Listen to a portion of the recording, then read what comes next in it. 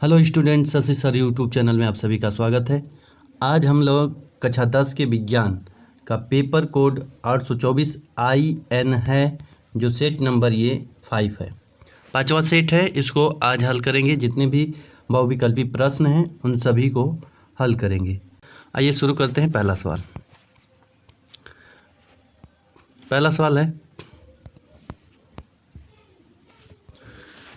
10 semi focus दूरी का एक उत्तल लेंस एक वस्तु के बराबर आकार का वास्तविक प्रतिबिंब बनाता है। वस्तु और इसके प्रतिबिंब के बीच की दूरी क्या होगी? वस्तु और प्रतिबिंब के बीच की दूरी बताना है, कितना होगा। तो आइए देखते हैं। देखिए, फिगर बना लिए हैं। ये उत्तल लेंस है। उत्तल लेंस यहाँ पर वस्तु रखी गई है, यानी कि फोकस दूरी 10 है, तो वक्रता केंद्र पर वस्तु रखी गई है और इसका प्रतिबिंब जो बना है वो वक्रता केंद्र, यदि वस्तु वक्रता केंद्र पर है तो वस्तु का प्रतिबिंब भी वक्रता केंद्र पर बनेगा। कहाँ पर बनेगा? वक्रता केंद्र पर ही बनेगा। ये देखिए डायग्राम, ऐसे 20 सेमी दूर पर बनेगा। तो ये वस्तु की दूरी हो गई 20 सेमी और वस्तु का प्रतिबिंब 20 सेमी, यानी कि वस्तु और प्रतिबिंब के बीच की दूरी कितना हो गया? 20 40 सेमी का होगा। तो इसमें देख लीजिए कौन सा ऑप्शन सही होगा। तो इसमें आपका ऑप्शन नंबर डी बिल्कुल सही हो जाएगा, 40 सेमी। आइए अगला क्वेश्चन देखते हैं। एक उत्तल दर्पण द्वारा उत्पन्न आवर्धन सदैव होता है तो 1 से कम होता है। सदैव 1 से कम होता है। आपका ऑप्शन नंबर बी बिल्कुल सही हो जाएगा। आइए अगला क्वेश्चन देखते हैं। एक अभिसारी लेंस की फोकस दूरी 20 सेमी है। इस लेंस की क्षमता होगी, तो फोकस दूरी दे दिया है 20 सेमी, क्षमता निकालना है, यानी पी बराबर हम लोग सूत्र जानते हैं 1/f होता है। फोकस दूरी दिया है तो 1 में ये 20 सेमी हो जाएगा। सेमी में है तो यहाँ पर 100 से गुणा कर देंगे तो 0 से 0 ये कैंसिल, 2 5 10, 2 5 10 यानी 5 डायोप्टर। आपका ऑप्शन नंबर सी बिल्कुल सही होगा। कितना आएगा? 5 डायोप्टर। सी ऑप्शन बिल्कुल सही हो जाएगा। अगला क्वेश्चन। जब एक श्वेत प्रकाश किरण किसी त्रिकोणीय कांच को प्रिज्म की सतह पर गिराते हैं तो यह प्रिज्म से निर्गत होने पर अलग अलग विचलन से विभिन्न रंगों में विभाजित हो जाती है। किस रंग के लिए विचलन न्यूनतम होगा? तो किस में न्यूनतम होगा? तो ये आपका विचलन सबसे कम लाल में होगा। आपका ऑप्शन नंबर डी बिल्कुल सही हो जाएगा। क्योंकि देखिए ये प्रिज्म है, प्रिज्म से श्वेत प्रकाश जब गुजरेगी तो ये 7 रंगों में विभक्त हो जाएगी। तो 7 रंगों में विभक्त होगी तो सबसे ऊपर कौन सा रहेगा? रेड, और नीचे बैगनी। तो सबसे कम झुकाव किसका है? रेड का, यही रेड का। तो सबसे न्यूनतम विचलन किसका हो रहा है? तो लाल का। तो आपका ऑप्शन नंबर डी बिल्कुल सही हो जाएगा। डी ऑप्शन बिल्कुल सही होगा। आइए अगला क्वेश्चन देखते हैं।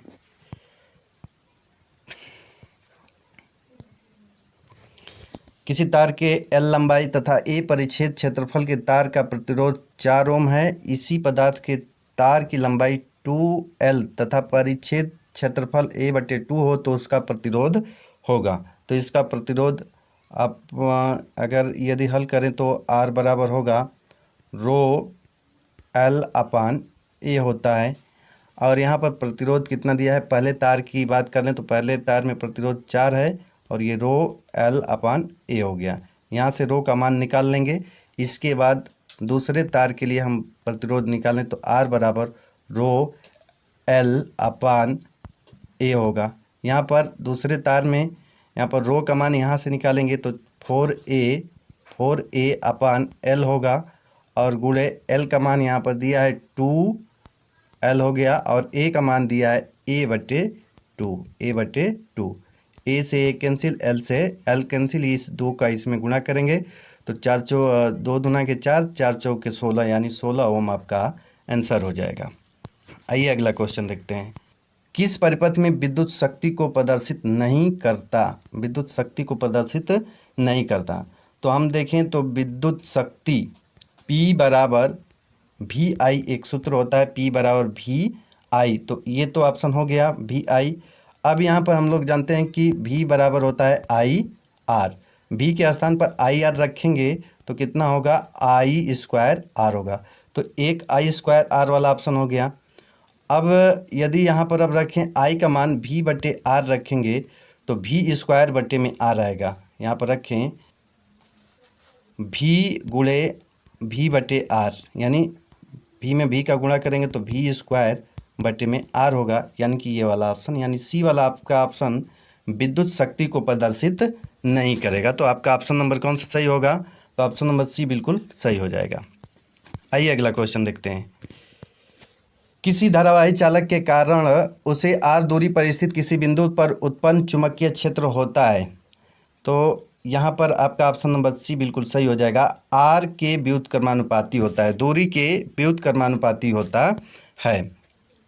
आइए इसमें बात कर लें तो यहाँ पर देखिए, किसी धारावाही चालक के कारण उसे आर दूरी पर स्थित किसी बिंदु पर उत्पन्न चुंबकीय क्षेत्र चालक में प्रवाहित धारा के समानुपाती और दूरी के व्युत्क्रमानुपाती होता है। तो ये आपका ऑप्शन नंबर सी बिल्कुल सही हो जाएगा।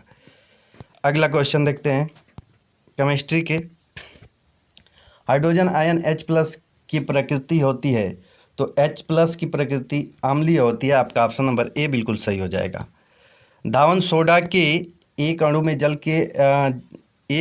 जल के अणुओं की संख्या होती है।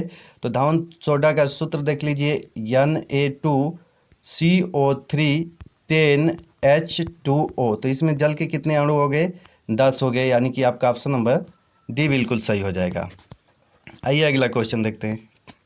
निम्नलिखित में कौन अधातु है। अधातु इसमें पारा हो गया आपका धातु, आयरन हो गया धातु, क्रोमियम हो गया धातु, हीलियम आपका अधातु है। तो आपका ऑप्शन नंबर सी बिल्कुल सही हो जाएगा। हीलियम क्या है, अधातु है, अधातु है हीलियम। तो इसमें आपका ऑप्शन नंबर सी बिल्कुल सही हो जाएगा, सी ऑप्शन सही होगा। आइए अगला क्वेश्चन। धातुओं के लिए कौन सा सत्य नहीं है। धातुएं सदैव सहसंयोजक यौगिक बनाती हैं, नहीं, यही सही नहीं है, क्योंकि धातुएं सहसंयोजक यौगिक नहीं बनाते हैं, आयनिक यौगिक बनाते हैं। धातुएं धन आयन बनाती हैं, सही है। धातुओं में इलेक्ट्रॉन त्यागने की प्रवृत्ति होती है, सही है। धातुओं में चालकता का गुण पाया जाता है। तो ये तीनों ऑप्शन धातुओं के बारे में सही है, और ये सही पहला ऑप्शन नहीं है, तो नहीं पूछा है, तो इसमें आपका ऑप्शन नंबर ए बिल्कुल सही हो जाएगा। आइए अगला क्वेश्चन। प्लास्टर ऑफ पेरिस की जल से अभिक्रिया कराने पर क्या मिलेगा, तो जिप्सम मिलेगा। आपको ऑप्शन नंबर बी बिल्कुल सही हो जाएगा। जब प्लास्टर ऑफ पेरिस की जल से अभिक्रिया कराने पर जिप्सम बनता है, प्लास्टर ऑफ पेरिस से अभिक्रिया कराएंगे तो क्या मिलेगा, जिप्सम मिलेगा। यहाँ पर देखिए, ये प्लास्टर ऑफ पेरिस हो गया, ये जल हो गया, जब अभिक्रिया कराएंगे तो आपको जिप्सम मिलेगा। इथेनॉल को सोडियम से अभिक्रिया कराने पर प्राप्त होती है। इथेनॉल को जब सोडियम से अभिक्रिया कराएंगे तो हाइड्रोजन गैस मिलेगा। आपका ऑप्शन नंबर बी बिल्कुल सही हो जाएगा। देखिए अभिक्रिया दिखा देते हैं। यहाँ पर सोडियम का जब इथेनॉल से अभिक्रिया कराएंगे तो यहाँ पर आपको सोडियम एथोऑक्साइड मिलेगा, सोडियम एथोऑक्साइड मिलेगा ये, और इसके बाद हाइड्रोजन गैस मिलेगा। तो आपका ऑप्शन नंबर उसमें बी बिल्कुल सही हो जाएगा, H2 गैस मिलेगा। मानव में लिंग गुणसूत्र की संख्या होती है, तो 2 होती है। आपका ऑप्शन नंबर बी नंबर बिल्कुल सही हो जाएगा।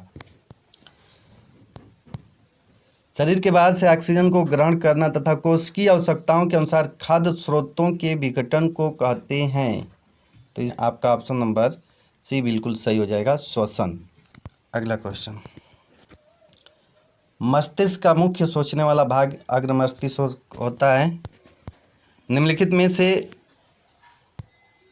में से पौधों में से किस पुष्प एकलिंगीय होता है, पपीता। आपका ऑप्शन नंबर डी बिल्कुल सही हो जाएगा। एक पोषी स्तर पर उपलब्ध कार्बनिक पदार्थों की कितनी मात्रा अगले पोषी स्तर पर पहुंचता है, तो 10%। आपका ऑप्शन नंबर बी बिल्कुल सही हो जाएगा। पौधों में प्रकाश संश्लेषण का उत्पादन है, ग्लूकोज, ऑक्सीजन और जल। आपका ऑप्शन नंबर बी बिल्कुल सही हो जाएगा। अगला क्वेश्चन। निम्नलिखित में से कौन से एक पादप हार्मोन्स नहीं है। पादप हार्मोन्स नहीं है, तो एस्ट्रोजन पादप हार्मोन्स नहीं है, बाकी ऑक्सिन, जिबरेलिन और साइटोकाइनिन ये पादप हार्मोन्स है। सी वाला आपका पादप हार्मोन्स नहीं है।